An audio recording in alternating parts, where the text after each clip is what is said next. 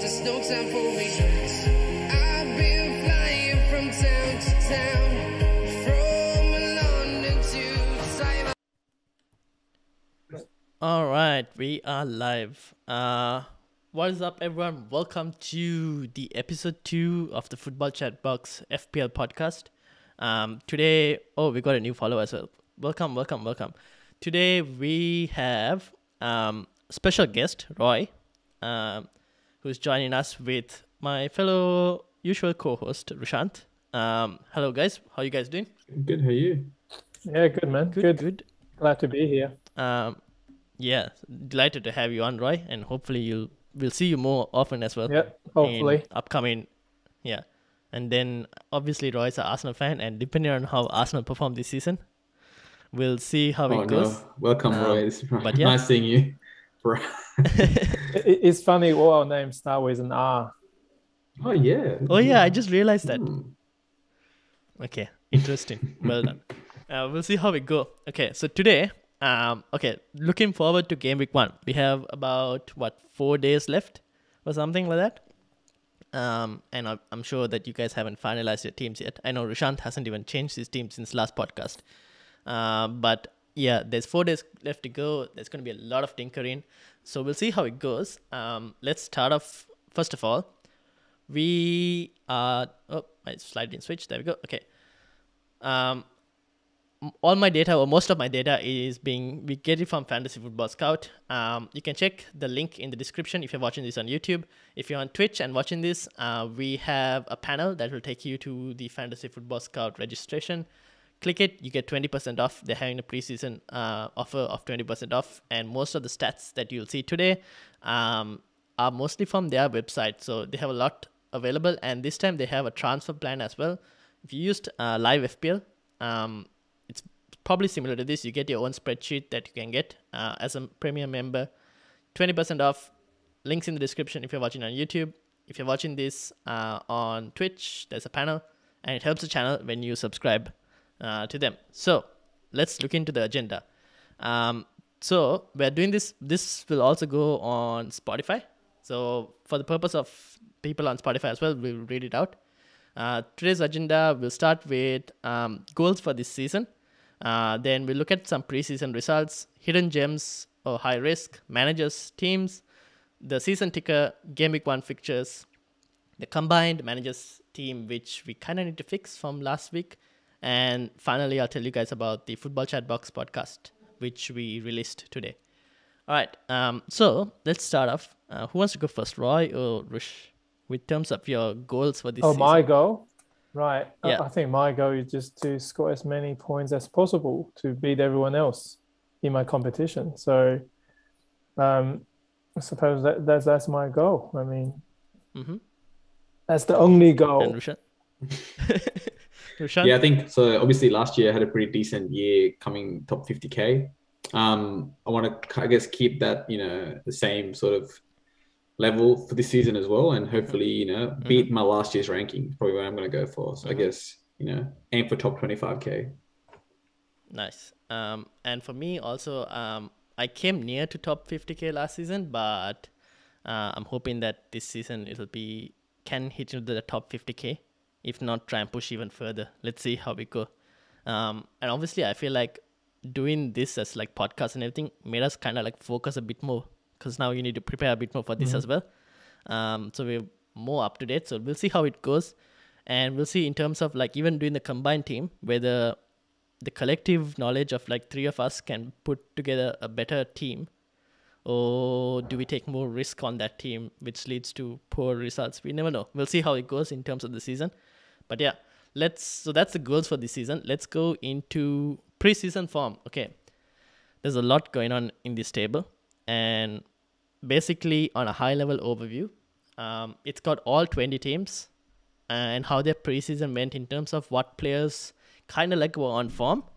So for the sake of like breaking it down easily, I have kind of switched it into 10 teams. So you see the first 10 teams here. You've got Arsenal, Aston Villa, Brentford, Brighton, Burnley, Chelsea, Palace, Everton, Leeds, and Leicester. And obviously this is based on how their preseason results went. And I think preseason is kind of like an indicator of who's going to start, who's probably the players you should target. Maybe are there any hidden gems that you probably don't know about? So those are the kind of things we're going to look at. We'll start with Arsenal. Roy, it says Pepe, he had 1 goal, 2 assists. Lacazette had 2 goals. Aubameyang had 2 assists. And Nketiah had 2 goals as well. Yep. Someone not on this list who's been spoken about a lot is also Emil Smith-Rowe. I mean, with his price tag and possibility of a cam role. yep. I mean, Saka only played for like 20 minutes in the last warm-up game. So, and he almost scored in that 20 minutes. So Pepe will definitely play in the game, I think. Ketia, I don't think he's going to play. He's going to be sold before the season starts, I believe. He's injured anyway, I believe. So it's more like a shop window for him to score 2 goals. Hopefully someone can buy him off us. Lacazette will play up front. Aubameyang most likely to be on the left side. So Pepe will definitely play. For me, he will play significant role this season. And that stats shows like he scored 1, 2 assists. He's doing pretty well. So he's kind of in form. So he stands out for me. So he's probably like one to keep an eye out. Definitely, yep. Yeah, I agree as well. I think even Pepe, last game with last season, he scored 2 goals in the final game with 38. And I think I spoke about it in the last podcast as well. I think Arsenal is one team to watch out for this season, especially with no Europe. I just think that after a shocking season last season, it's going to be I actually think they'll have a good season this year. I mean, they have the talent. They have the young players in Saka and Emil Smith-Rowe, who's just been given the number 10 shirt. And Pepe. So they have a very, very strong, young attacking core. So, I mean, with people coming back from injury and, the centre-backs and right-backs, I think they'll have a much better season this year compared to last season. So, Arsenal is definitely a team to look out for. Yeah, I mean, Pepe, I just checked his last season's result. He only played 1,600 minutes, but he scored 114 points. So he does score goals and he does assist. So he's quite effective. Yeah, so that's why I think he's probably someone to keep an eye out. I kind of want to see how Arsenal's form is in terms of when they start off the fixtures. Obviously, I guess it's fair to say that preseason was a mixed bag of results. And we'll have to see. I think no Europe kind of helps them because you have that time to prepare, and Arteta has time to like drill the tactics into the team. So we'll see how they do. Especially in terms of defensive option, I think a lot of people have selected Ben White as well in their teams. One, because he's probably a good enabler and a cheap option into a team that's relatively pretty good or supposed to be relatively pretty good. So we'll have to see how it goes. And I also have him in my team, so we'll see. Well, just defensively, I've been watching the highlights of all the Arsenal preseason games. Our defense is pretty bad, especially against corners and free kicks. We're pretty bad. So I'll be quite worried if I pick Arsenal's defenders or goalkeepers. That's my concern. We will score goals, but defensively we're still not there yet. For anyone who's picking Ben White, you've been warned now. So yeah, he seems pretty good player. Last game he played, really good. So let's see what impact he has, I guess. Aston Villa next with Watkins at 3 goals, 2 assists. Bundia they bought from Norwich with 2 assists. El Ghazi, he got a pen in the last game. And so that's his 1 goal, 1 assist. And then obviously I don't know how to pronounce the next one, so I'm not going to attempt it. Someone who's not here, who played his first game this weekend was Danny Ings, who scored a goal and won the penalty, I think, for... I think Watkins won the penalty. I'm not sure. But Watkins here, obviously 3 goals, 2 assists, but then this is before Danny Ings appeared. And now Watkins is most likely going to be on the left wing spot, is what we expect, until Danny Ings obviously becomes Danny Ings and breaks or gets injured and then Watkins go back to striker. But like, thoughts on Aston Villa players? I think they got too much money now. I mean, they obviously sold Grealish for £100 million or whatever the big price tag was. I was looking at Aston Villa players prior to the whole Ings and Grealish as well. So Watkins had an amazing season last season, and at a price point of 7.5. I think he was one of the more favourable strikers to start your season off with. The first 3 games had amazing fixtures. I had him on my team straight away. But I noticed now he's got an injury designation assigned to him. Does he? Yeah, I'm not sure. That's Maybe it's a good questionable, question. but Hold on. and also on top of that, obviously now the addition of Danny Ings and Bailey and Buendia, they have so much of even El Ghazi as well. I don't know where the goals are going to come from. I think the goals will come. It's just going to be a case of who is going to be their primary goal scorer Providing for this those season. goals. Yeah. And I think that's something we can only judge based on the first few games and to see who's their main man. But yeah, I think Aston Villa again, a very interesting team. They're very strong defensively. So, and with Martinez and Mings. So, yeah, I guess it's more so, who is going to be that main goal scoring threat is what I'll be looking for. Yeah. I mean, Villa is a tricky one. I mean, losing Grealish is it'll be a big blow for them, I think, because he's the one creating chances for them. They seems quite attacking heavy as well. And you're right, Ings comes in, Watkins is going to be on the left. So he's not going to score as many goals as what he did last season. Also, you look at the preseason games, he looks great. He scored 3, 2 assists, whatever, but you don't know who did they play against. If I actually didn't check, I'm not sure who did they play against. Are they playing against like Division 2, Division 3 teams? I'm not sure. I mean, the stats might look good on paper, but you never know how the performance went. I think he's injured, isn't he? I saw there's a question mark next to his name. There's a doubt over here whether he's fit or not. We'll have to see, I guess, in terms of press conferences before the game starts. Yeah, I mean, they did so. I think they overachieved last season. This year, I'm not quite sure about them. To be fair, Grealish is a big player for them. Sometimes you got the money doesn't mean you can replace that player. Very true. Yeah. I think looking at Aston Villa in terms of who they played in preseason. I had a look. It was like Stoke City, Bristol. So. Yeah, Bristol, Stoke. Yeah, no one really that great. I would say. So I mean, So I'm not sure. I don't think I picked any Aston Villa players in my team. Actually, I picked Target in my team. He's been really consistent in the last 2 or 3 seasons in terms of his assist.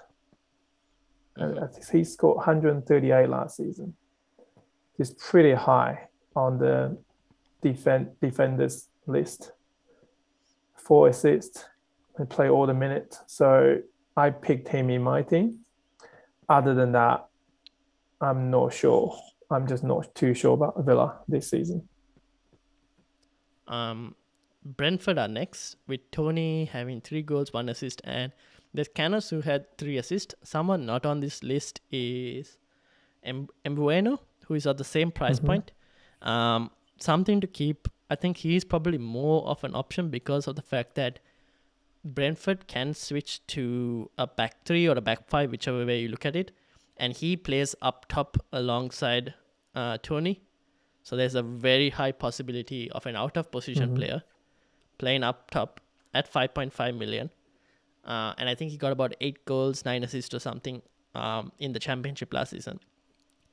Could he be a hidden gem? Probably, maybe. Could he enable teams to free up cash in elsewhere in midfield? Possibility of a 5th place midfield slot. And I know Tony is like one of the most popular players in the striker options. What are your thoughts? Brentford players. They have a decent run. Obviously, first game is against Arsenal, but their run is pretty decent, I would say.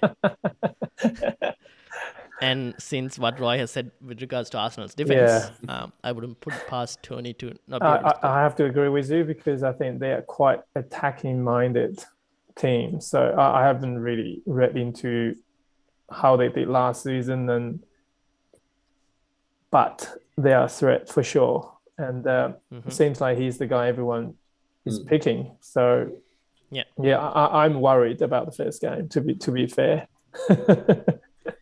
Surprisingly, I've actually got Tony in my draft squad now. And that's solely because I actually saw some of his highlights from his 32 goal season last season.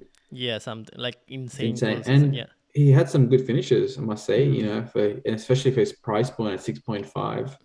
I'm hoping he's one of those, cheap buys who will, like the Bamford of last season, who started off at 6.5, or the Pookie of the season before. So, yeah, I mean, these relegation teams always offer some, interesting players at cheaper price points.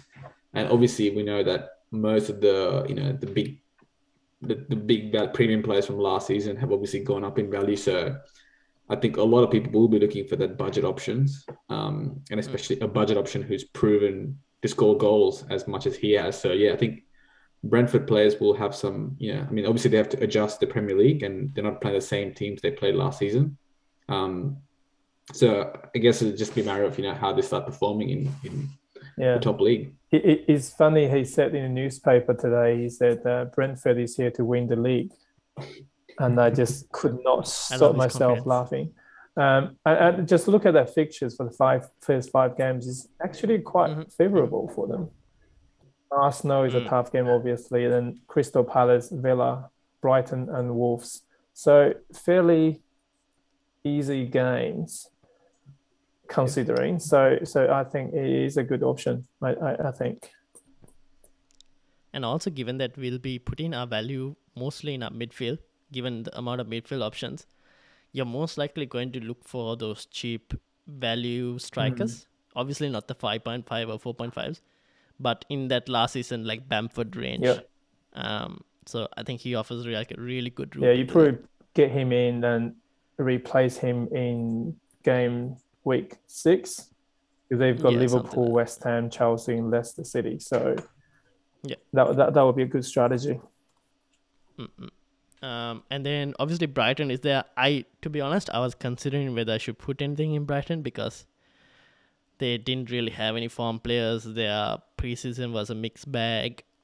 The way they're performing, obviously a lot of people have Sanchez in goal. It's a big question mark whether they'll perform well. Huge question marks over them. I guess it's because of price that Sanchez is probably there. The other option is looking at Watford's defense in Bachmann. But yeah, I'm not going to spend too much time on No, Brighton. Definitely not. I'm just going to say. I wonder where's that defender went. They had the right back last year. What's his name? Is Veltman? No, a smaller player, youngish player. He played really well the first. Lamptey. Yeah, Lamptey. Yeah, he got injured. I think he was in a lot of starting teams and then he got injured. Is he still injured? I believe so. Yeah, I watched him play. He's such a good player. Yeah, I think he was probably the only one who offered some value at 4 Yeah, 100%. in terms of defense. Yeah, Veltman, Dunk, and stuff are centre backs. And the attack. Trossard had a few games. Occasionally, Grove had a few games, and Maupay or Welbeck. But yeah, as Ryan said, I guess there's no point really dwelling on it. I mean, you could have. I'm sure people might have one of those players as a backup bench, just because they're priced, but. Yeah, let's move on. Nothing too exciting. Yeah, same thing with Burnley. I'm going to be like, okay, Rodriguez 4 goals, 1 assist. Brownhill maybe 2 goals. But I'm not going to spend too much time again because I don't know if their fixtures are also that great. Yeah, who's their striker again? Is that Chris Wood? Chris Wood. Is he the top goal scorer last season? I think Chris Wood was their top goal scorer last season. Yeah. For Burnley, yes. He scored. I mean, he's quite consistent. He's scored 12 goals. 12 goals, 3 assists. Scored 138 points. I mean, it's pretty decent for someone who is, well, actually $7 million. So £7 million too expensive. Yeah, that's the thing. No. Yeah, when you have the other options around, No. probably- When Tony is cheaper, I mean, think about it. Like, Yeah. I think Chris Wood last season was about 6 mil. For 6 mil, I think it wasn't a bad shout. Occasionally fixture based, but I think at $7 million is way too overpriced for a team like I've seen a Man Brownhill U. in a few teams, but like Yeah. nah, fifth midfield option. Agree. but yeah. Overpriced. Next up is Chelsea. Ziyech there with 5 goals. Obviously, I think Ziyech is a really good player. I'm going to be very interested to see how he performs. Obviously, there's a huge amount of hype around Mason Mount, and I guess it's deservedly so. Because with the imminent arrival of Lukaku to Chelsea, their creative options are going to be boosted. Havertz, his appeal obviously goes down a bit because he's not going to be playing that false 9. And Werner is Timo Werner, so we don't know what to expect from Timo Werner. Yeah, I think Chelsea is a very interesting one because, as you said, Lukaku is going to be there. They've got so many good players, right? You just don't know who's going to play. They're kind of like Arsenal in a way. Do you know? Like No.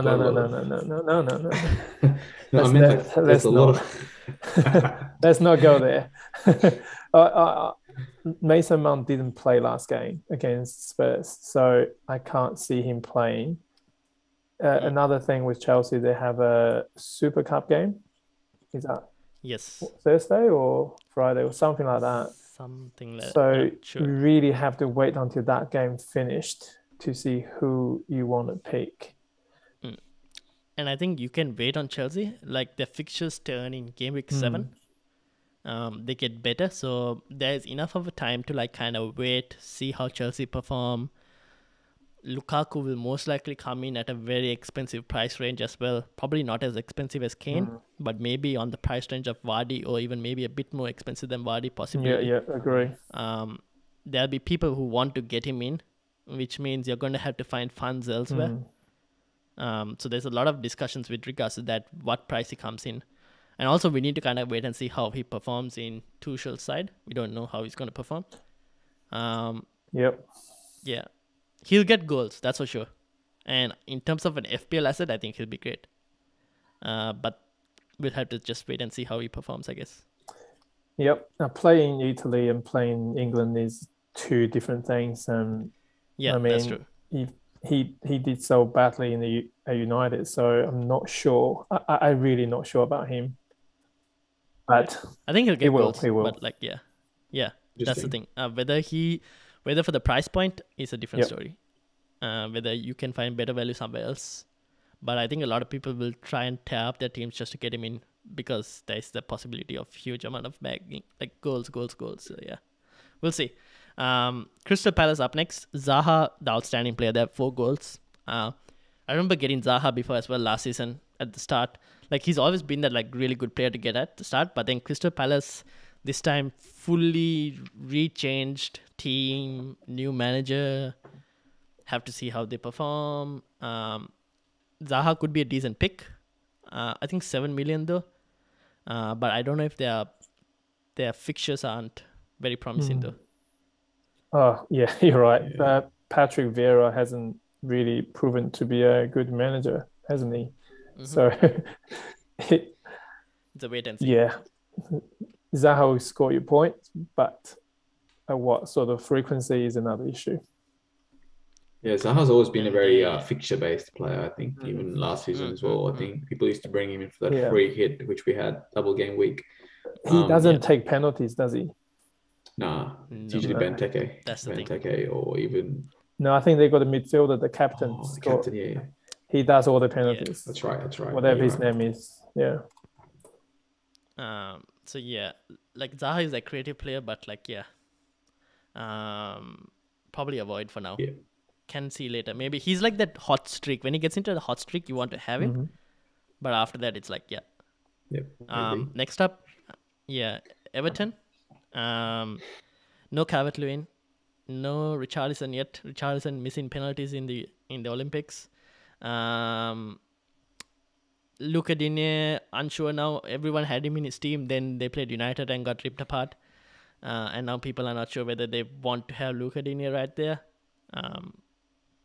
Do you guys have any Everton assets? I had Digne. I took him off. Yeah. I think with Everton, their new manager is pretty defensive minded, so I will pick their defensive players.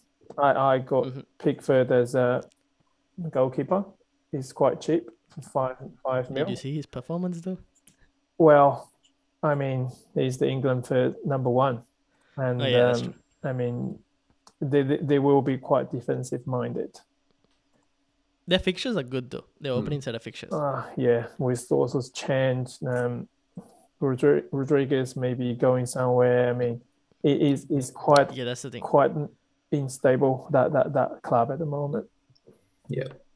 I mean, yeah, at the moment I have Digne as well for the time being. Obviously I had him on my team prior to the United thumping, but I do agree with Roy in the sense that I think their mindset might change. I'm hoping they will change a little bit.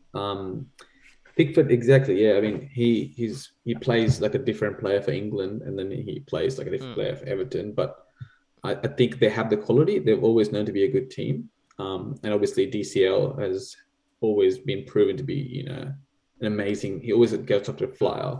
But interestingly, I'm just curious as to what's going to happen for their first few games when DCL is out. Yeah. And Richarlison is out. For me, who is going to be stepping up, in attack? Is Moise Keane going to come back? Or they're talking about Demarai Gray as well, playing up front, which he did for one of the preseason games. But yeah, I think starting round of fixtures, if you look at the longest stretch of fixture difficulty, I think Everton's got the best sort of, on paper, the easiest fixtures to start off the game. Yeah, you're right. I just checked their fixtures. It's pretty decent. Wow. Okay.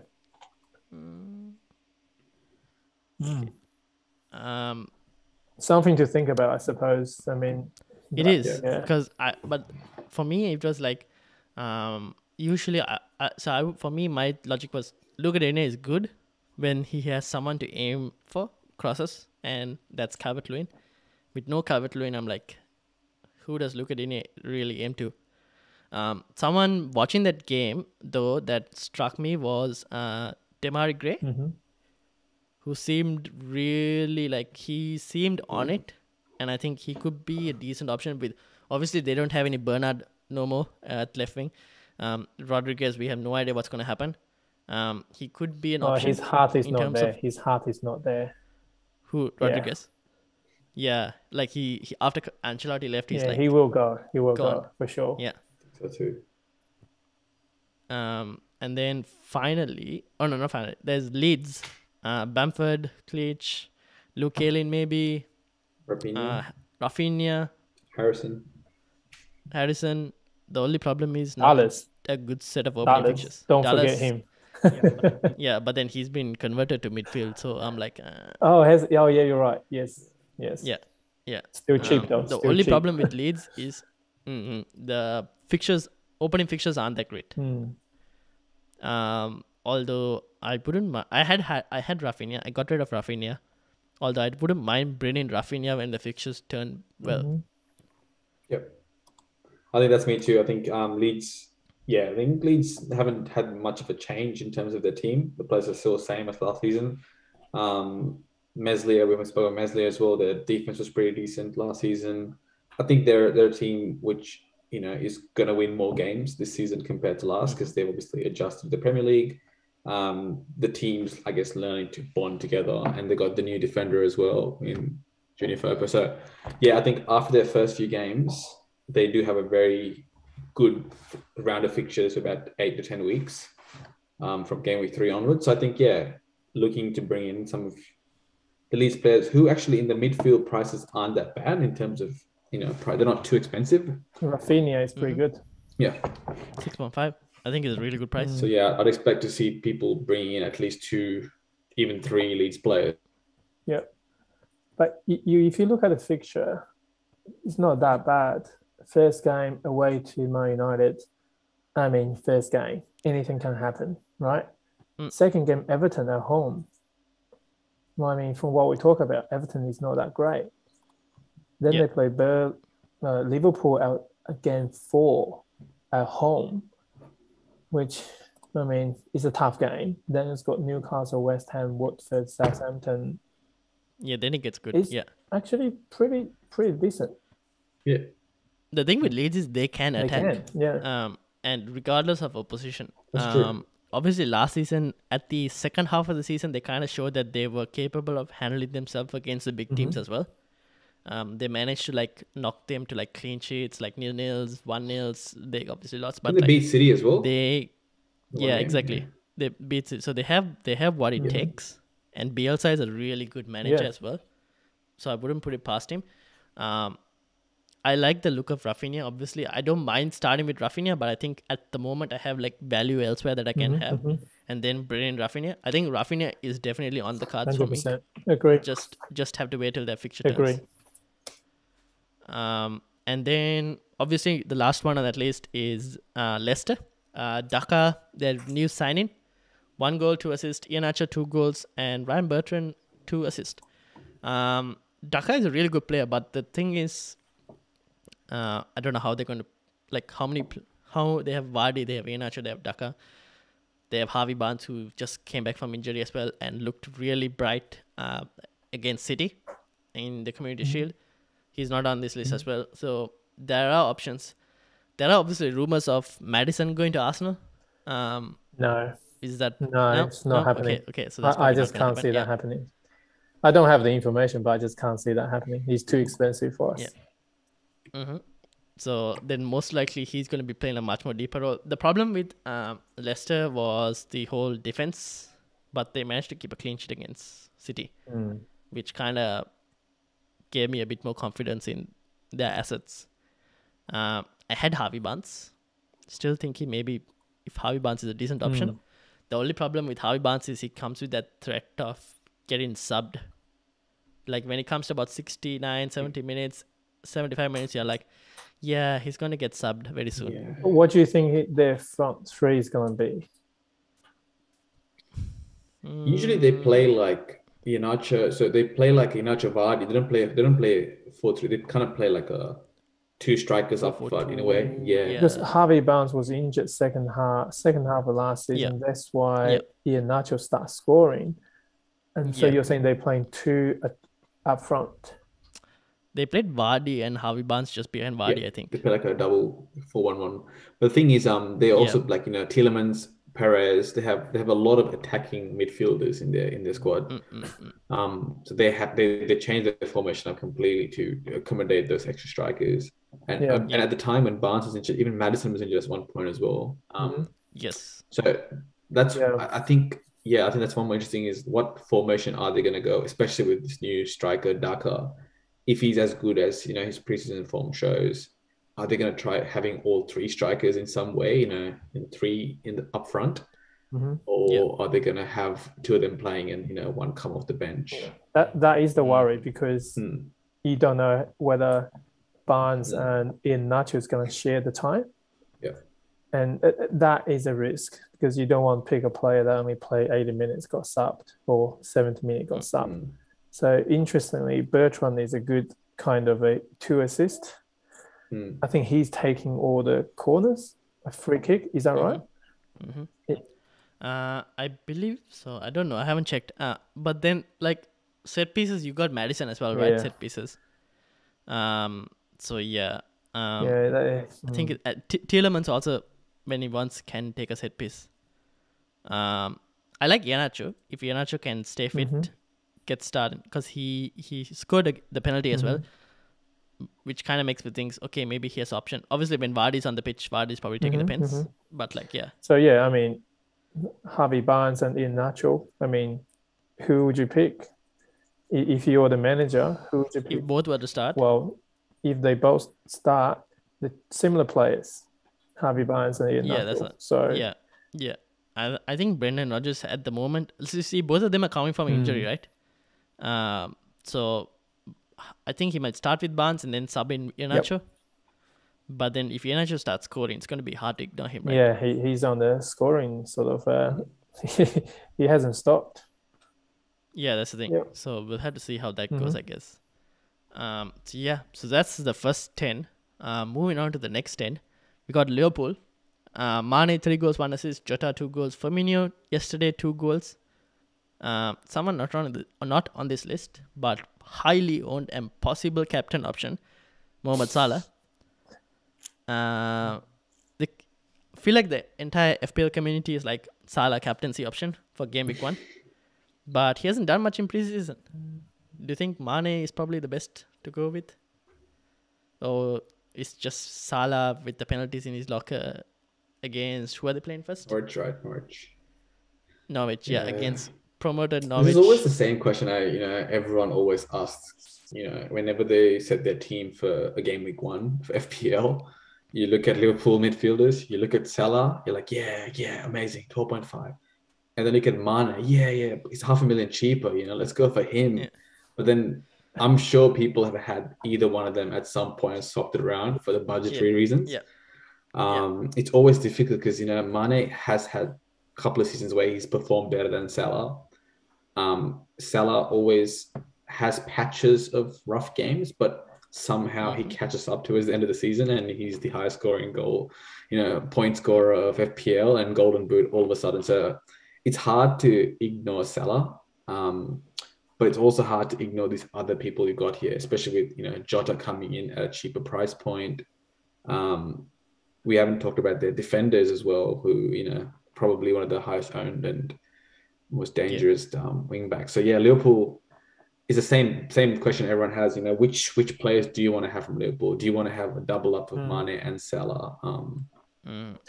Has Salah been playing the pre-seasons? Yes, he has. I believe so. Every game. Every game, I'm not really sure. I have to check. Yeah, but I think a player of Salah's caliber, even if he doesn't play a single minute in preseason, he'd be playing every single game in the regular season, right? I think it's really hard to ignore the likes of Salah if he's fit. I think it's really hard. Yep. What about Jota? Diego Jota not in this No, list? he won't get that many minutes. Sorry, in this list. He but won't get that many minutes. That's the issue. Yeah. Rotation risk. That's the thing. Like even with like last season, with I think Jota played a lot whenever Firmino was injured. And it's always, I think he's going to have a massive timeshare between Firmino, and he's probably his biggest risk is Firmino. Depending on the opposition, Klopp might decide to start Jota. Sometimes he starts Firmino. Sometimes Jota gets 10 minutes and scores 2 goals. So, it's at 7.5, I think he's he's priced perfectly at 7.5 as a midfielder for a player of his ability. And if he does play a majority of the minutes, I think he's a very, very good pick to have in your team.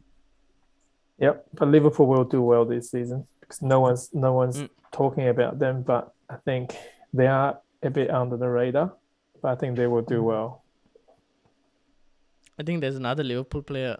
So Trent is not in this list, but Trent, I think a lot of people will want to have. There is the opposite Liverpool fullback who's just appeared on the radar, which we'll talk in the next segment about. He's also something to consider. He's injured now, isn't he? Let's move on. Robertson injured? Robertson is injured, but there's a new left back. So we'll talk about him in the next. Yeah. So Manchester City, there's a lot of hype around Mahrez. For me, Mahrez is the kind of guy who could start the first game week and get benched the second game week. But he's got 3 goals, 2 assists. Gundogan, 2 goals, 1 assist. Adozi, I don't know who. But there's Ferran Torres who could possibly play the false 9 role with no KDB. Bernardo Silva wanted to leave. Foden not sure as well in terms of fitness.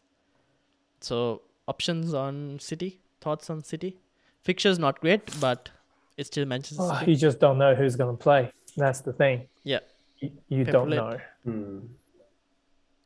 So, I mean, I try to avoid picking City players for the first few games because you just don't know who's going to play. Yeah.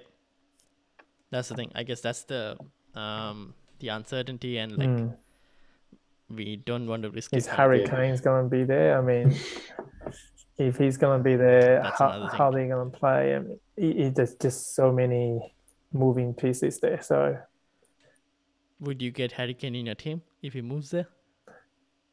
I think so. He will play 5. because he will play. Yeah. If he went there, he will definitely play. So if he went there, I would definitely pick him. Yeah. 12.5 million. I think that's going to be... Yeah, I think if like Salah or Bruno don't perform, Yeah. it's a straight switch. Yep. I pick Harry Kane out above everyone else if he goes to City. Yeah. I just think he'll have a lot of outlets there, and he'll be able to score pretty much every game. Obviously, you know, I also think that Grealish, you know, they paid a lot of money for him. He's probably going to has to start. Like, why would you pay £100 million for someone and not play? You know, get the max out of them. And Grealish is pretty creative. I think he'll step in. And there's talks of Bernardo Silva leaving or, you know, getting swapped with Harry Kane. Sterling hasn't been performing recently for City. You know, so at his price point, 11 million, I don't think he is really worth it. And obviously, Gundogan always performs whenever players are injured.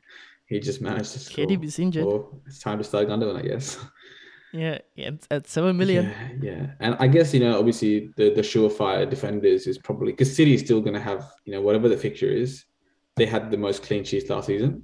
They're probably going to think do the they'll same repeat that same defensive performance this year. So, yeah, at some point, you know, I'll be looking to bring in some City defenders as well. Diaz, Cancelo. Yeah, 100%. Yeah, that's something to look into as well. I just think that City's first few fixtures are a bit tricky, but I'll be looking in... like Chelsea, their fixtures also swing at a certain point. And I think that point I'll be like, KDB, if KDB is back, KDB is somehow, I want him in my team. Because with Jack Grealish there, that to me is basically so many fouls to be won, so many fouls to be delivered into the box by KDB. And I can just see it there. I don't care who's on the end of it. KDB is delivering those and it's just points galore. So yeah. Yeah, the game is not fair, is it? The competition is not fair. No. I mean, you see PSG buying Messi. Where are these oil teams getting their money from? FFP is a joke. Anyways, let's move on. United, at the moment on this list is just Elanga, but he's not going to be playing. The last game, he's one of United's academy prospects. Right. But he is not going to be starting. The last game against Everton saw most of their first team return, and not everyone yet. Bruno Fernandes scored an outstanding free kick, which made a lot of people who were not on the Bruno Fernandes camp kind of rethink their options, whether they should actually be bringing back the top scorer in FPL. I have him in my team. I'll probably go with him in my team. It's like you have the fear of missing out. And if you don't have Bruno and he hauls, there's 1 million down your rank. Then there are other options. Greenwood, who is a potential 7.5 million enabler as well. Sancho. Thoughts? As well. Luke Shaw, over 50% owned by now. Roy loves Luke Shaw. I think he has a lot of stories to talk about Luke Shaw, Roy. Unbelievable. So overrated. He's owned by more than 50% of the game. I think he's the highest owned player at the moment. He is by a mile. Yeah.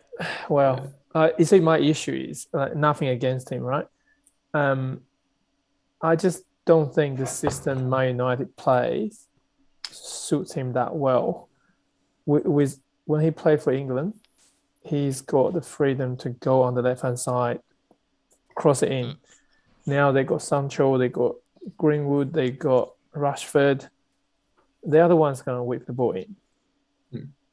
I can't see him doing that many assists. I think he didn't get many assists as well last season. He had the stats back in it. He didn't have the output. Yeah. I think Wasaka scored the most points, right? This season we'll see. I think with the thing is, this season I'm more confident of more clean sheets with the arrival of Varane.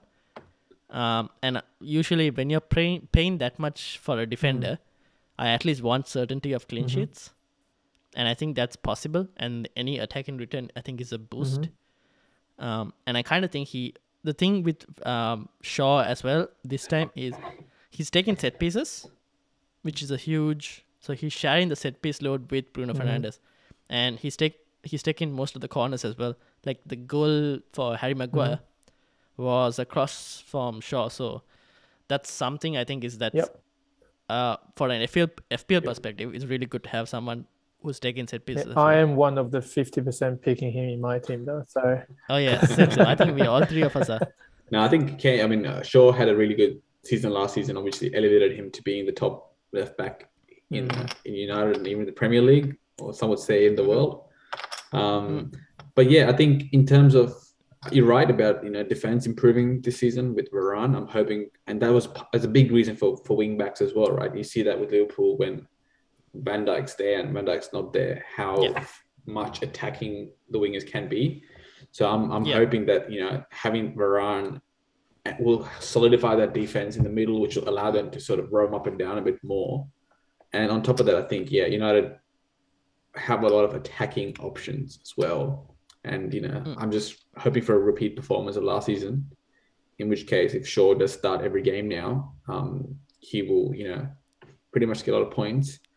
And interestingly, obviously, Tuan Zibi has now been loaned to Villa as well. So, it's kind of showing that Shaw is the number one option. There's no one else really there to fight. And like Telles is injured. And even they're looking for Trippier and stuff. That's more for the right back position. But that's for right for back. The left back. Yeah. So I think United are pretty happy with Shaw being the number one choice. Yeah, fair enough. And I think the attacking options are there, and something I think we won't see this at the start, probably at the middle of the season. I'm interested to see how Wan-Bissaka performs with Varane and Sancho on that side of the pitch. Because Shaw has Rashford, Martial on that side of the pitch, or on his side, and he has Harry Maguire next to him. Wan-Bissaka hasn't had the same thing.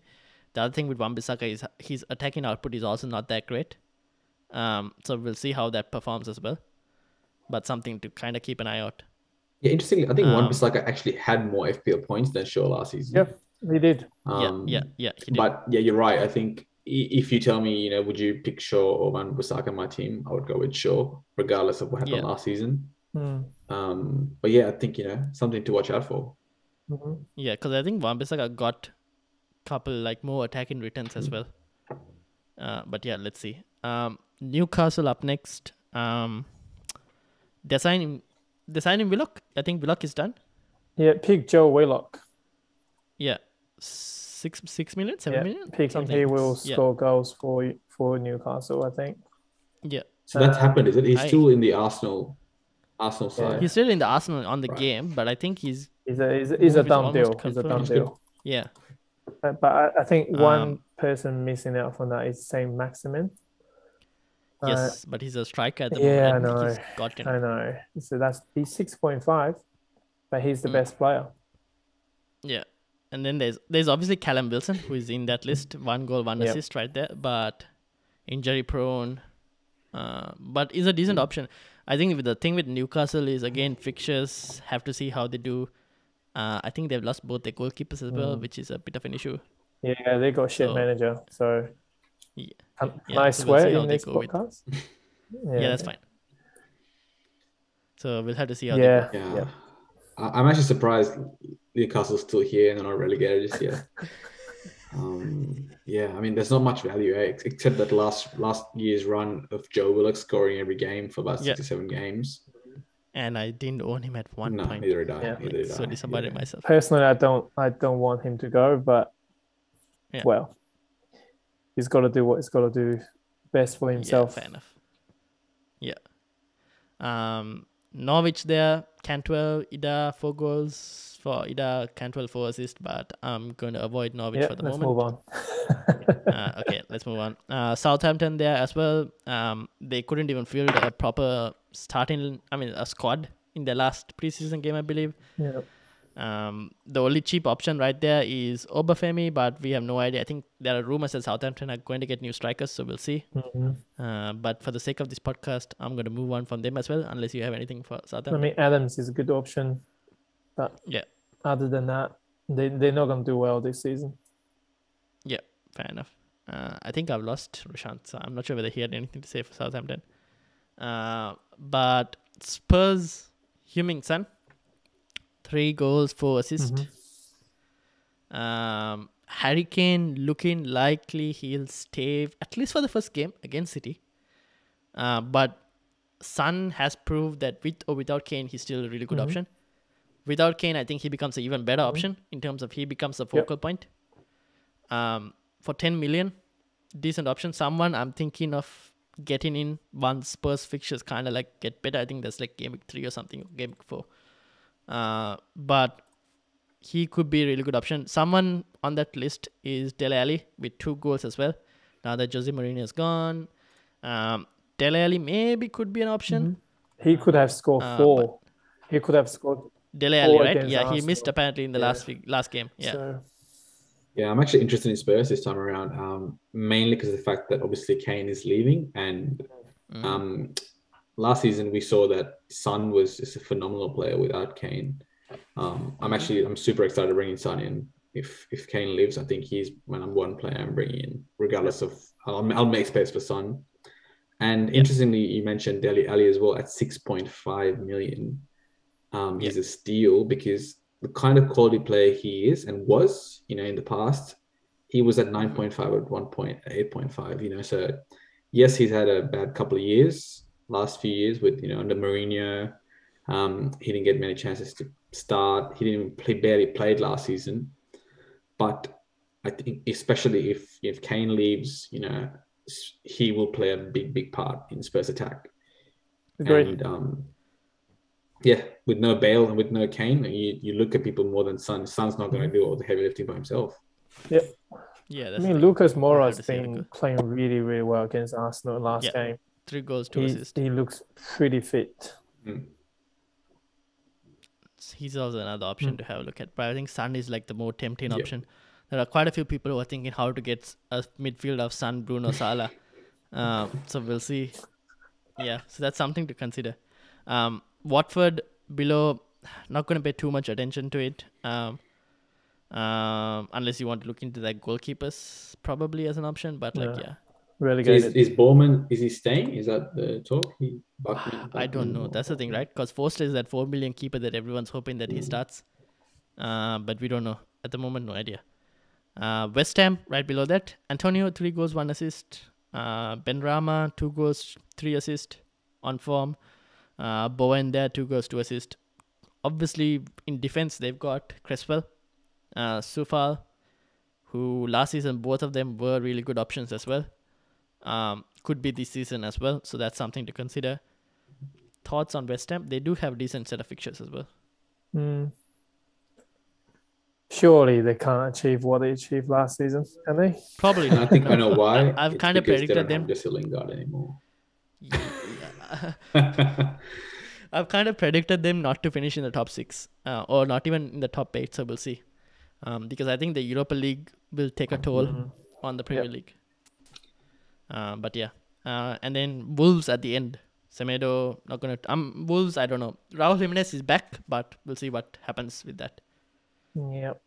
The big loss for Wolves is Patricia going. I think he was huge. He was very underrated for a team like Wolves.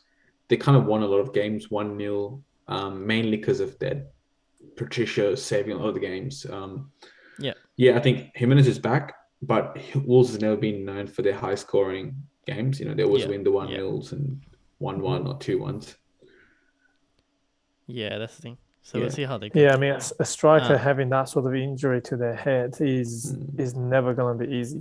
It's physically, mentally, it's going to impact him so much. And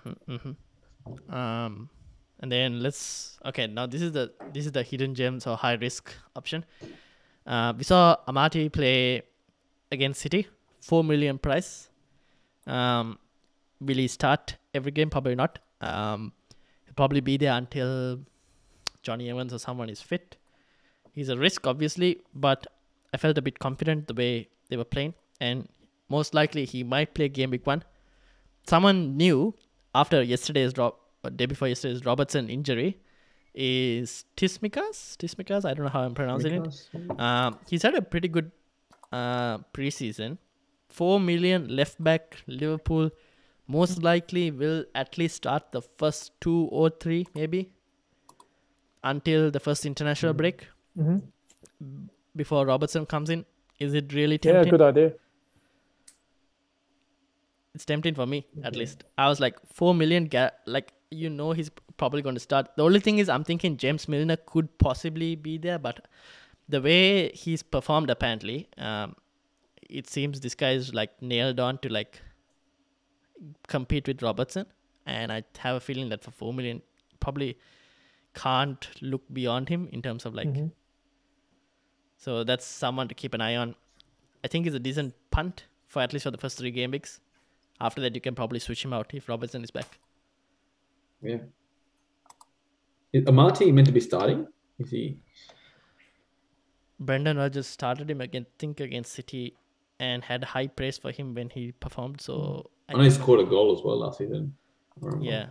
So something to maybe keep an eye out on. 2 4 million options that could possibly be starting game week 1. I think it's needed. We need to look at those cheap defenders this time around. Yeah. That's the thing. So this is like some players that I've kind of kept in mind in terms of trying to boost my midfield options in terms of price. Obviously, I told you guys about Mbeumo, 5.5.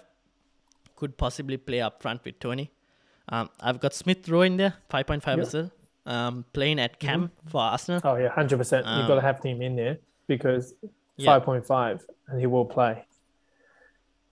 Is he guaranteed like fully complete starts? Or? I think he will start every game. No doubt. Okay. Number 10. I mean, why would you give him number 10 if you don't play him? Yeah.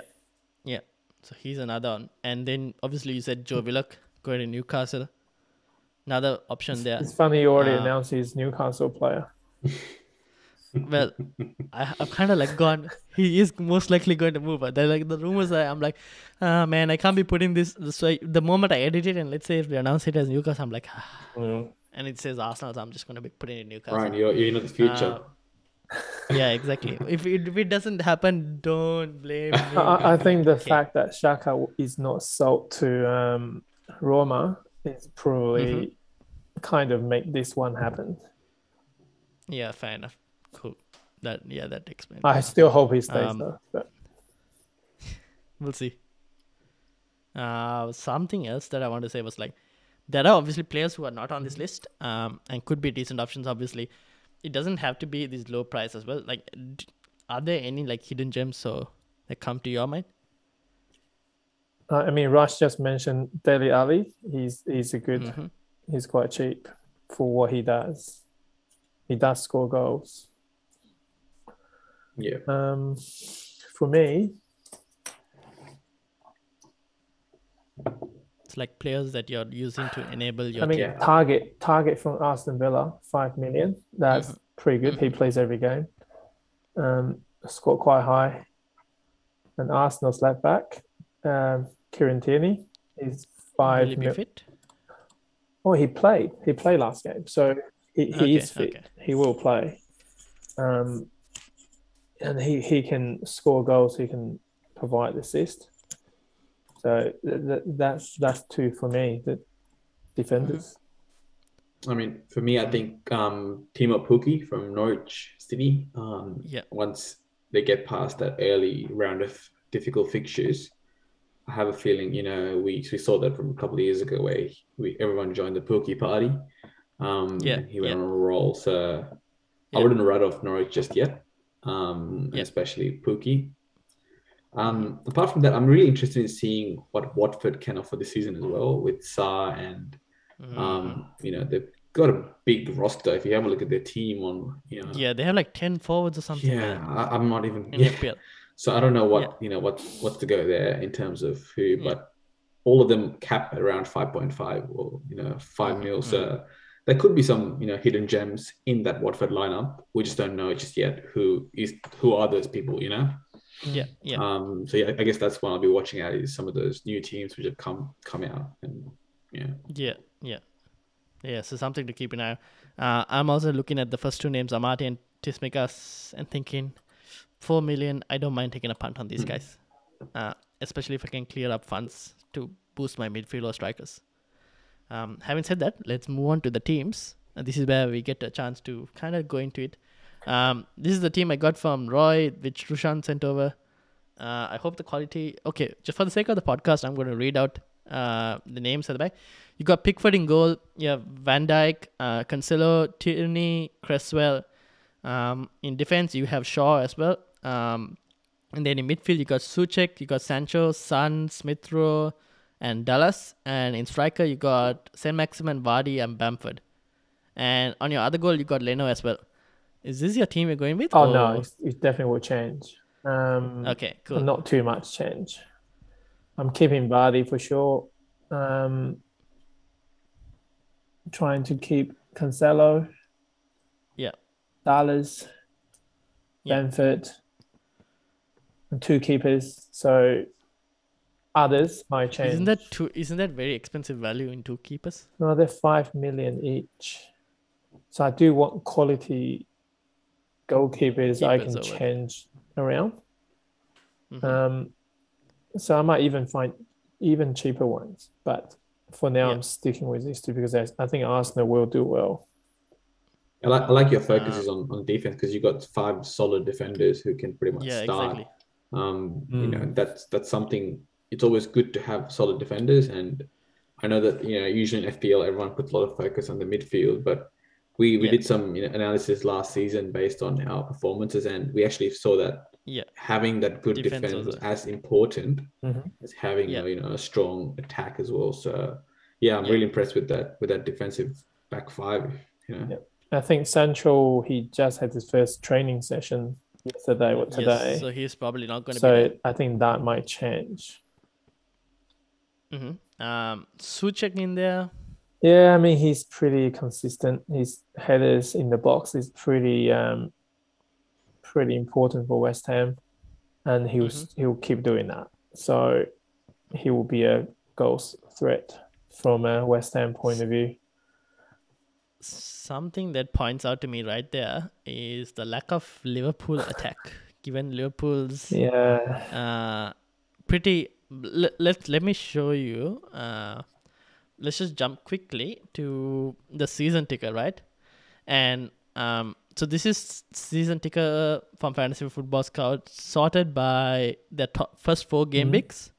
You see Brighton on top of there, and then Aston Villa, United, Everton, West Ham, and Liverpool also there, followed by Brentford, Watford, Tottenham.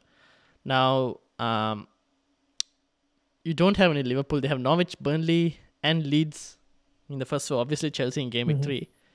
Are you a bit worried that you're going? I'm getting rid of Sancho to get Liverpool play, which means I have to sacrifice someone else. Yeah, exactly. I think I'm going to get rid of Van Dijk first because I don't know. He just came back from injury. He will play, but not too sure. So because he's quite expensive, so I'm going to get rid of him. Get Salah in, or Mane maybe. It depends on the money situation. I'll try to get Mane in. Yeah, so that's the first thing that kind of like popped up to me, like, oh, no Liverpool players, and then no Chelsea players. No Chelsea players, but I think a lot of teams are there with no Chelsea players. And I think a lot of us will eventually turn into that switch of like Gameweek 7 or something when their fixtures get better. Unless obviously Lukaku just goes on fire crazily. So that's something to see. So do you plan on bringing Sancho back in? Or? Oh, it really depends. I think if I got someone who's scoring points for me, then I might not. But he's 9 million, right? 9.5. Going without Bruno. Yeah, my first instinct is I might bring him back, but see how we go. Rushan, any?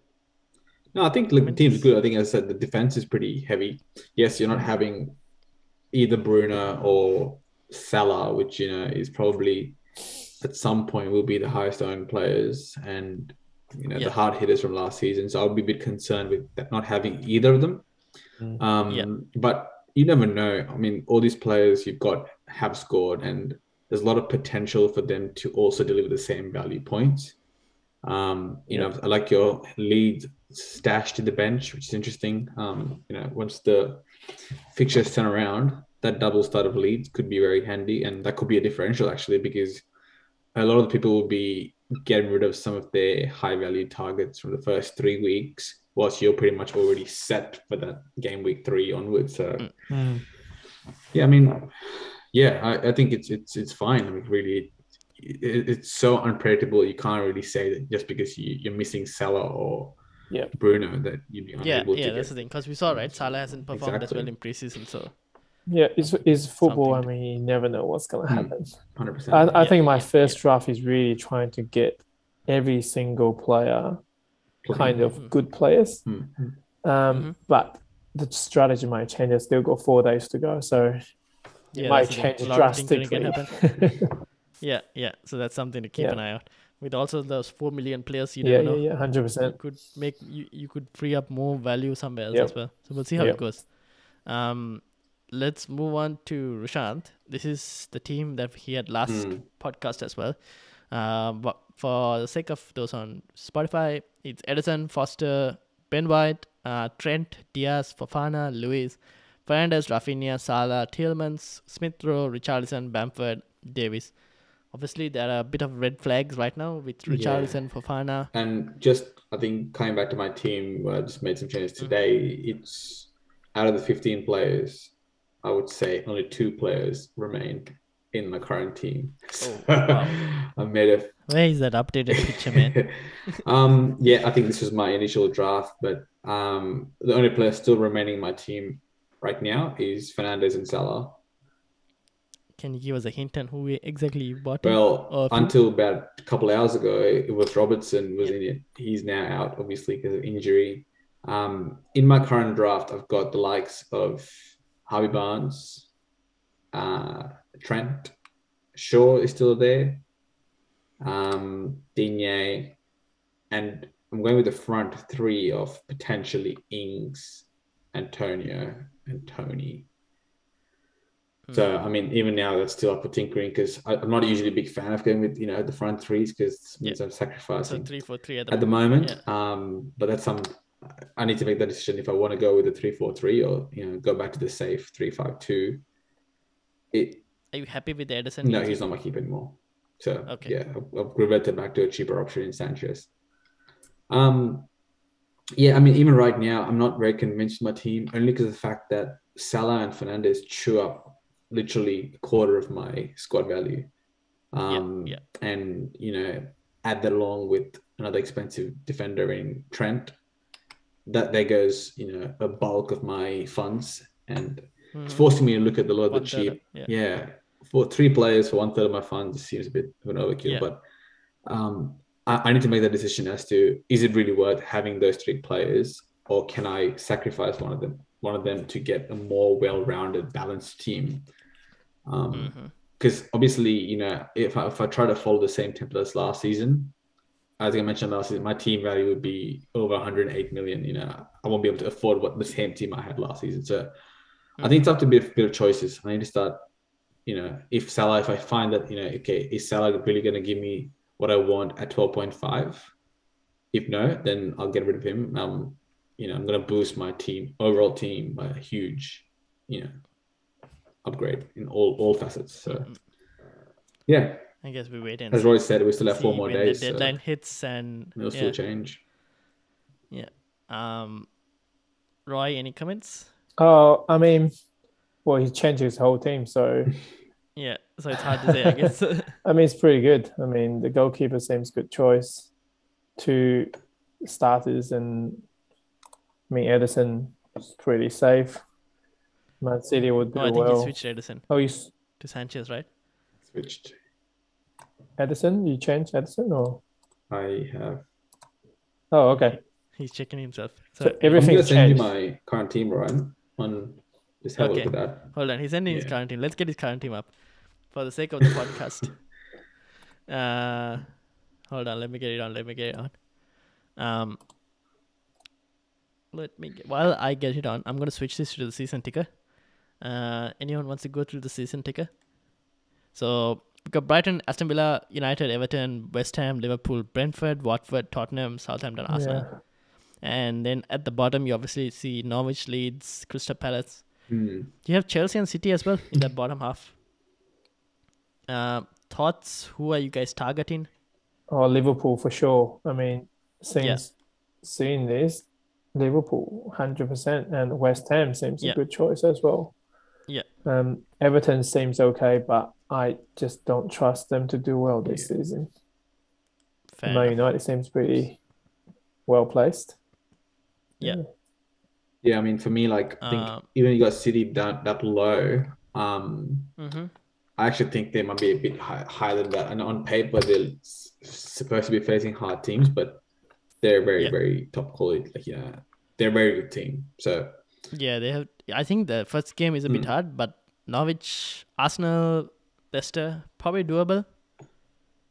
Given their quality as well, and if they get Kane, it becomes even more. And doable in the sense that they're not going to lose. You know, if you look at these games, they are hard. What that means is they're not going to win the 4-0s and the 5-0s, right? What they mean by hard means, they're going to have a very tough 90 minutes. The team will give, equal, they give be a good fight, but you still see City come on top in most of these games. They might win 1-0, 2-0. Which is still, a clean sheet and a goal for someone you have in the team. So, I think it's very interesting. I'm very interested in the first few weeks to see how these new teams perform, how the existing team with the new transfers perform as well. I'm really keen on seeing United, obviously, to see if, they can have the same magic. Interesting Arsenal against Brentford. That's the opening game, obviously. So, is it going to be Arsenal, showing that starting again from scratch, that they're going to start off the season really strong, or is it going to be Brentford who's going to be the surprise package? Just imagine if Arsenal lose the first game, they'll have to play Chelsea and Man City, and it will be in really big mess if we lose the first 3 games. Roy on next week's podcast is going to be. We'll see what happens. So Rushant sent his team over, and let me just put the team right here. So let me go back to the previous. Let's get rid of this. Let's put his new team. Oh no. Okay, hold on. Live editing on when a team stream is going on, probably not the best idea. But anyways. Oh, look at that. You've got the whole there we go. So Sanchez, Foster, Lucadinier, Aileen, Amati, Trent, Shaw, Smith Rowe, Embueno, Barnes, Salah, Fernandez, Tony, Ings, Antonio. Rushant has been changing his team mid-podcast, I would say, from the way we've been mentioning some of these names. Yeah, not really, but that is really good. I mean, I can't say anymore. You can squeeze Salah and Fernandez in. I mean, with Ings as well. I mean, that's pretty decent. 3-4-3. You're looking at? Well, in this team formation, yes, looking like it. I'm just not convinced by the 3-4-3 again. And obviously, if you look at my midfield, usually people do put a lot more value in their midfield. I'll be seeing how Smith Rowe performs. If he's not going to be starting many games and stuff, then obviously it's going to call for him to get replaced. Same with Mbeumo. He's a bit of a risky pick in the sense that Brentford, being new. So, I mean, I have a few other options along the 5.5 mil and 6 mil. I have Souček, I have Willock, Ruben Neves from Wolves. And I guess at some point, I'm hoping to upgrade one of these players to Rafinha. And if Tony or Antonio or Ings don't perform, then I'll probably just drop them to a 4.5 and, bring in. Is there any money in the bank at the moment with this? It's actually zero. Yeah. Yeah, I think it's a pretty solid team. The only concern is the goalkeepers, because two keepers. I think that's the concern for a lot of them. That's the thing. So we'll have to see. Yeah, the thing is, I mean, goalkeepers is hard at that price point, unless you're willing to spend an extra mil at 5.5. Yeah, you're not going to get two good goalkeepers. And I think the differential for goalkeepers isn't as significant compared to some midfielders. So your top scoring goalkeeper and your 7th top scoring goalkeeper could be about 30 points apart. So I think I'm not too concerned about the goalkeeper. I'm hoping that Sanchez does produce some clean sheets without Ben White, and the Brighton defense is still I hope they still have some value. Decent. But Yeah. yeah, I think we spoke about Everton. So Digne is my other risky pick. Is that round of fixtures too good to be true? The starting round of fixtures too good to be true. And if they do really badly, I'll probably just swap them out to the likes of Cresswell So I have a few options in my defense, which is good. I'm just hoping my midfield is probably the one I need a bit more work to be done. Yep. Yeah. Fair enough. All right. So moving on. This is my current team. Sanchez in goal. Sufal, Trent, Shaw, Amati, Greenwood, Salah, Barnes, Fernandes, Tony, Antonio. On the bench, you have Steele, Canos, White, and Obafemi. Not the strongest bench, I would say. I have 2 million in the bank at the moment with this team. Obviously, talking about Mbeumo, I think he might replace Canos over here. But yeah, I have 2 million in the bank. The main reason I have 2 million in the bank is so I can kind of like move players easily. Especially, I'm still waiting to see what Lukaku's price range is going to be like. Don't know what that's going to be like. I am very interested in Heung-min Son as well. So I could potentially upgrade if I bring Canos to Mbeumo and maybe switch White to Tsimikas, the 4.0 million. I could probably do Greenwood to Sun upgrade later on. So we'll see. But yeah, the bench isn't the strongest, but I think I'm willing to take a quick few punts at the start, given that they're kind of like confirmed to start or something. And then later on, figure it out. Probably an early wildcard in like Gameweek 7 or something, or Gameweek 8. Yeah, that was good. I think I like your strategy of the two strikers and having that bank to upgrade to some of these uncertain players. And you could probably that's good. That 2.5 is good because if Kane transfer does happen as well, it's probably easier for you to accommodate that than it's easier to switch over than not have money in the bank and make a couple transfers. It's funny both of you pick Harvey Barnes in your team, even though he might not guarantee that's team player, as in first 11. He's in there at the moment. I don't know. Let's see. I like Leicester's fixtures. I think we could potentially switch Harvey Barnes to maybe a Gundogan. Harvey Barnes about 7 million.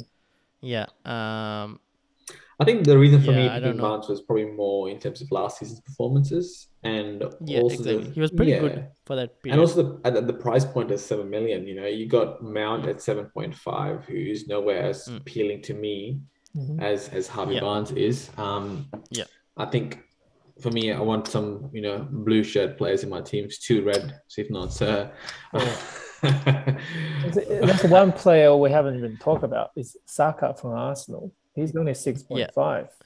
Yeah. For me, Arsenal, it's a wait and see for me personally. Yeah. For me, I think Arsenal is not completely off the cards for me either. I think that period after week 3 where you start looking at more of the Arsenal and Leeds players, that's when I'll be looking at the likes of Saka. And yes, he is definitely. I've watched him in the Euros, and so I think. And someone we mentioned earlier, which Roy mentioned, Pepe, I think about 7 million as well. Yeah, so he's someone I guess to keep an eye on, see how he does. Yeah. And that's why I'm like having that money in the bank kind of gives me a better flexibility to move about. Because I'm feeling like I'm looking at Game Week 1 and I'm like, we have so much uncertainty with who we think is going to start. And it's very hard to predict who the managers are going to pick at the start of the season. But from Game Week 1 to Game Week 2, we kind of like have a better idea of like, okay, this is their starting 11. And this is who's most likely going to play Game Week 2, Game Week 3 kind of thing. Yeah, definitely. So yeah, that's at the moment my approach. But let's see how we go. I could potentially reduce, like I could switch White to Tsimikas as well. And free up like 2.5 million. So let's see. That's the current this thing. So we looked at season ticker. Game Week 1 specifically, Arsenal right on top there in terms of the easiest fixture. Tottenham right at the bottom with Man City as a big clash over there. Liverpool against Norwich, Aston Villa against Watford, Everton next up against Southampton, West Ham against Newcastle. Looking at this game week 1 fixtures, captaincy options. Who will you captain for game week 1? One of the Liverpool players. Mm-hmm. Man, Is that the same? Yeah, I have Rushan? Salah at the Or- moment. I'm just following. Yeah. Just- Yeah, I think Salah for me as well at the Yeah. moment. But if you have Mane and don't have Salah, I think Mane is also a pretty Yep. good option. Yeah, I think it's going to be one of the Liverpool players at this present moment, and that's most likely what the game is also going to go with. If you, who would you vice captain though? Yeah, I mean, look, I think early on, I actually was looking at DCL, before the whole, because Everton do have a starting amazing against a very Yep. depleted Southampton side, Yep. So I think an Everton player who's guaranteed to score would have been DCL at that point. Yep. Obviously now he's injured. Yep. Even likes of Ings or any of the Villa players against Watford, that could be an option too. Yeah. Yeah, I mean, Fernandes against Leeds, yes, maybe, but Leeds is actually not as bad as, pretty good team. Yeah, I mean, there's quite actually a few options. Even if you don't want to go with Liverpool, there's quite a few other options available as well. But I still think that the majority will probably go with that Liverpool. Yep. Yeah, Yep. fair enough. Cool. And then finally, combined FPL managers team, which kind of needs to quickly make a change. Because right now it's looking like this. Let me get it on stream as well. Nope, wrong one. So it's looking like this. Obviously a lot of red flags. So any suggestions on who you want to get in? We'll get rid of Robertson, De Bruyne, and Davies, I guess, because we know those two players. And bring in. How much is it? 23.5. Yeah. Well, I guess firstly, that striker, we had a 4.5 there, so maybe replace that with another 4.5, because we know that's something we're not going to use. So I can't believe you guys got Pogba in there. Oh yeah, he was our differential. No, we could probably replace that now, because we know Pogba is probably not sure of starting as well. Yeah. So I mean, Madison. we could probably go the 3-4-3 as well. Madison, I don't know. Madison, whoa. Yeah, okay. There's a lot. This was picked very quickly, and we're like, okay, there's a lot that we're looking back at it now. Probably needs to change. Yeah, Richarlison is not going to play either. Oh yeah, that's another thing. Damn it. Yeah, you can clearly see this team needs a lot of surgery by the looks of it. However, our spine kind of remained the same. So should we get Trent in or for defense? Yeah. Well. It depends on if you want to get a heavy hitter for the midfield. Yeah, that's the thing. So should we go in the midfield straight away? Yeah. I think we have that other left back we spoke about, the Liverpool left back as well, who could come in as the 4 yes, million. Tismaker. Yeah. We could probably put him in. Are we playing safe or are we playing sort of a bit risk I don't taking? know. Actually, we could kind of take a bit of risk because this is kind of like a combined team as well. So Rushant mentioned in the last podcast, like we're probably never going to own like some of these players, so you could see how they do it. Is this team going to be in any competition or anything like that? It's just in the Football Chatbox League, which you guys should sign up. So links in the description. Click the league code is also there. But yeah, we just want to see how this team does. Right. Yeah, I think we were talking about the reason why we had Pogba last week, or we spoke about it was part of that reason as well. We want to take a bit of risk in the sense that there's players who we think have potential and have a lot of potential for high scoring games, but ourselves are probably a bit too reluctant to bring them in for whatever reason. Could be the fact that they don't get guaranteed playing time, or just the fact that we can't afford them in our own teams, but they could still be good options. So who do we get? Well, I think if you look at midfielders,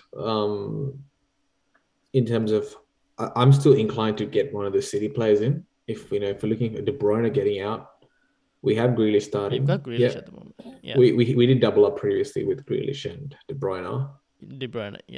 But if let's say you don't have De Bruyne, I mean, even the likes of Mahrez is something I'll be looking at. I mean, it's up for discussion, obviously, but I wouldn't take a punt on that. Striker will get Inks in because Aston Villa seems like got quite easy fixture the first Decent. three. Okay, let's first get Ings then. So Aston Villa, we're going and getting Ings in because they have a decent first three fixtures, like you mentioned. Are we punting on Maris? But he's playing against Tottenham. That's probably the only thing, And I guess the other question is, do we want to go with 3-4-3? Oh yeah, You've got 3-4-3 or Grealish. You've 3-5-2. got Grealish in already. Yeah, that's the thing. We could go Smith Rowe against Brentford, or even Pepe. Yeah, I wouldn't mind Pepe. Yeah. Since how Arsenal supposedly have the easiest fixture, right? You see, the issue is Arsenal, right? Whether Laka is going to play up front.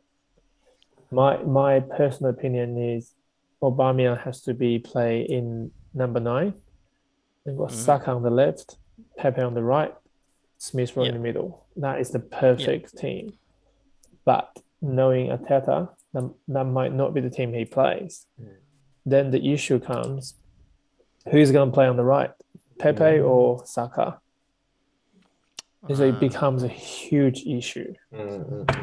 If you pick Pepe and he doesn't play,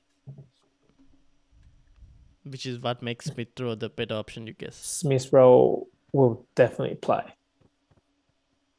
There's no one else competing for his position, right? As number 10. Yeah, Saka just came back from holiday, so he only played 10 minutes. So Pepe might be safe, but Smith Rowe is a safer bet. Yeah. I'm more inclined to take Smith Rowe. Yeah. Okay. We have another midfield spot, obviously.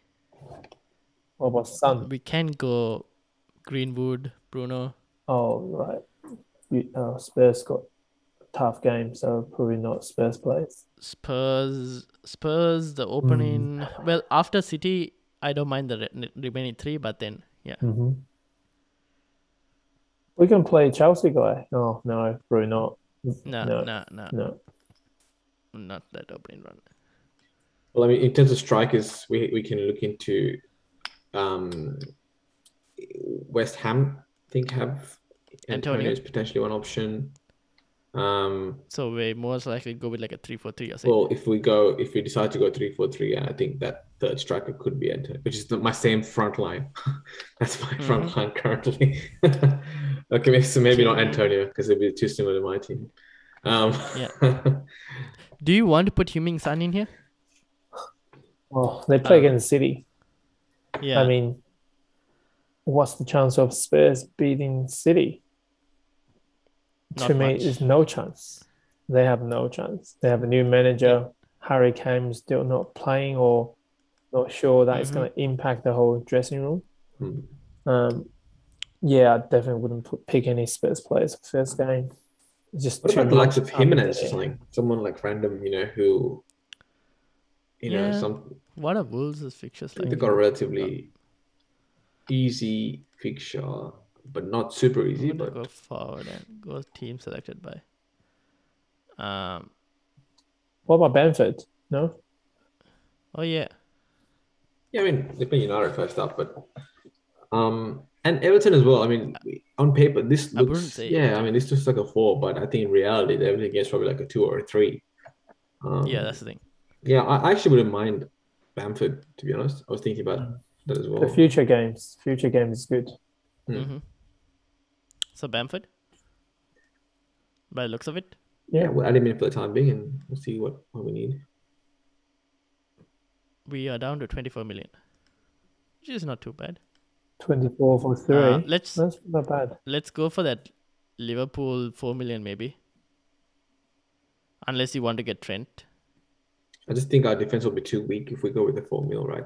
If we need at least 3, sure, Sufal, okay, but Luka Digne, not in there. Yeah, I guess. The uncertainties. I mean, yeah. Who else? Chelsea's are not that great, so probably no. So we're picking the defender? Yeah. Yeah, we're looking at a defender because we've got like Shaw and Sufal. I think the Liverpool guy, the left back. Yeah, we can bring him in. Time being, yeah. I think we talk about him, So and I we- think it's cheaper, so it can Yeah. give us more flexibility in the middle. So that means we have 10 million each in Oh, that's midfield, awesome. probably, or more. At this rate, we're looking like a 3-5-2, I would say. I mean, Fernandes, right? If you guys want to go with this double, It's either him or even this guy, Greenwood. But I feel like you might as well get Fernandes with You that could money. probably you even have. afford Mane, right? This rate. Yeah, you could, you can't have Mane and Salah in the same team, can you? unless we get a better goalkeeper. Yeah, you know what? I actually think that's going to be a big differential because Sanchez is highly owned, but again, it's Yeah. Brighton. I mean, we know we're not going to go for double. We can probably afford Fernandes anyway if we do decide to go with Fernandes. But Yeah. I think upgrading a goalkeeper could be an option. To who are we looking at? So what? Martinez has the easiest first 3 games.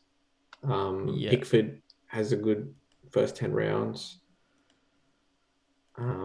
Edison has the best team. It's the best defensive line. Mendy is also there, but not the best fixtures at the start. Fixtures and Meslier is there, possibly after, but not at the start. I think Meslier is a guy I'll be looking towards at some point as well. Schmeichel, mixed bag of fixtures.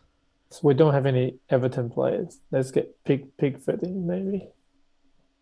For goal? Yeah. Yeah. Reasonable Okay, and price. then that leaves us with a bit better of a I think goalkeeper. we have to go with Fernandes. Like, come on.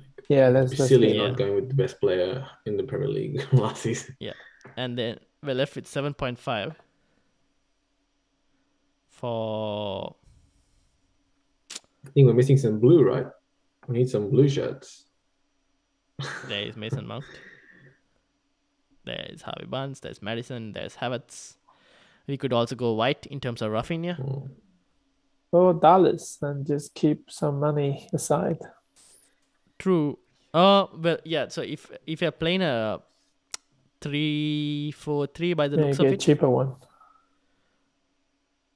so you want to go Oh, Dallas I'm just instead, thinking, I or do mean, you give want to- you another $2 million okay. to maneuver. You know what? I actually think Yeah, Dallas that's would be a also- good pick because I think he's not going to be owned as much as last season. And as you said last week as well, most of the people who own him right now are just people who are unaware of his positional change and you know why he is a midfielder at that price point. Because people are going to look at him and be like, oh my God, there's 5.5 million midfielder scored this many points last season. Wow. Yeah. But soon they're going to realize that he's a defender. Or, That's the thing. But I think he's got the upside. Even it doesn't matter where he played. He probably played a similar role as he did last season. I actually expect him to score similar points last season. Yeah. You know, like the team hasn't changed as much again. So what's going to suddenly change him, or nothing's impacted him to play a deeper role in defense. Yeah. Fair enough. The Okay. I guess it's defender, looking though, better. the defender, though, I mean, the Brighton player and the Newcastle player. Yeah, I'll probably get rid of the Newcastle player and put probably the Leicester. Let's get someone else in. I don't mind Amati for now.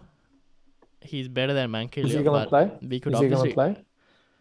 first week, yes, probably most Okay. likely. We could obviously upgrade Veltman though Yeah. to someone better. We can go Cresswell or Digne, We've already got Sufal, so we could probably go Digne if you want. And then it leaves us with that 1 million That's to good. maneuver. Happy Much with better. that. Looks better. Yeah. very good team. So let's make the transfers. That's a lot of changes. And then that means we'll be looking like 3-4-3 maybe, with maybe Ings Ings, is there, right? Yeah, looks good to me. I probably would put this guy at like front because of the fact that he could possibly get a clean sheet, but yeah. And then I guess Ings would be your vice captain, I guess. Yeah, the against only thing for Watford. me is, we got Grealish in week 1, and I don't think he'll play 90 minutes. So do you want to swap him out for? Because I'm A sure defender? Pep did talk about the fact that Grealish will come off the bench and he's not going to start.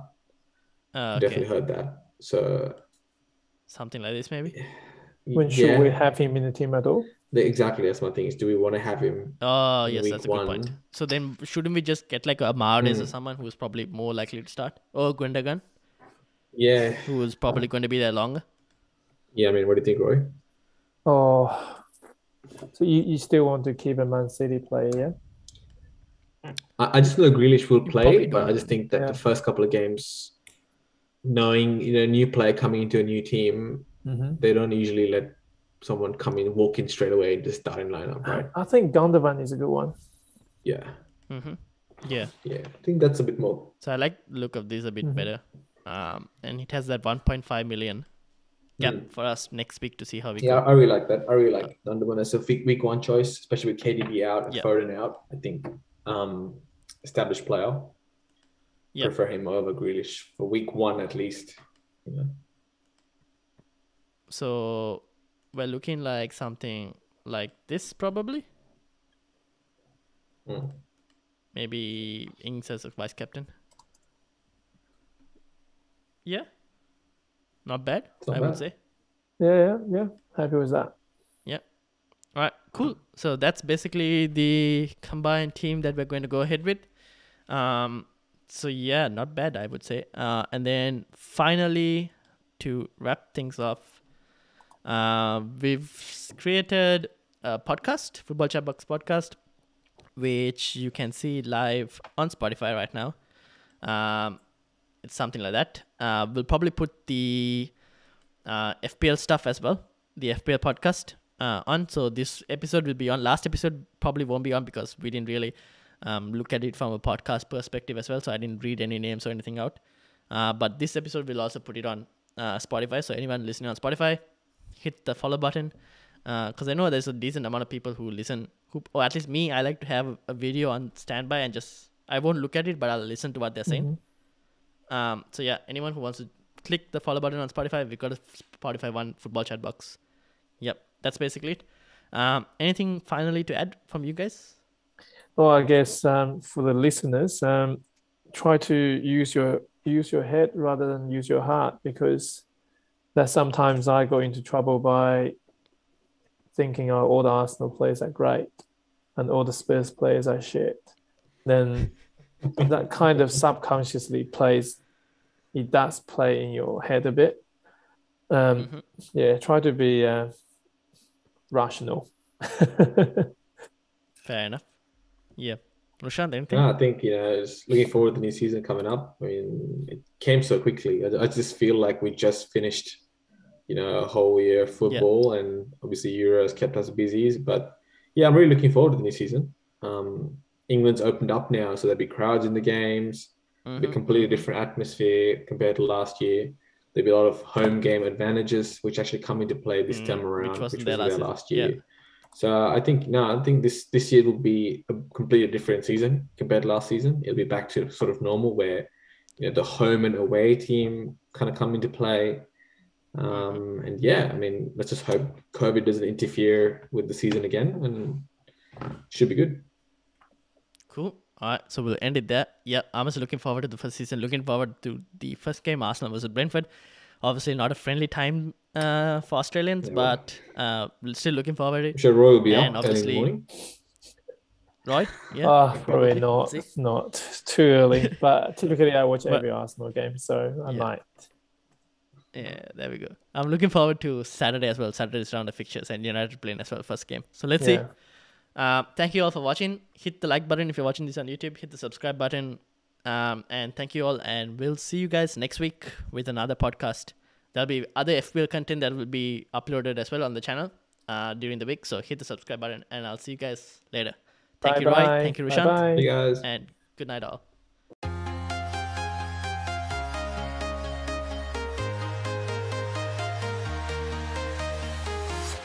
I'm walking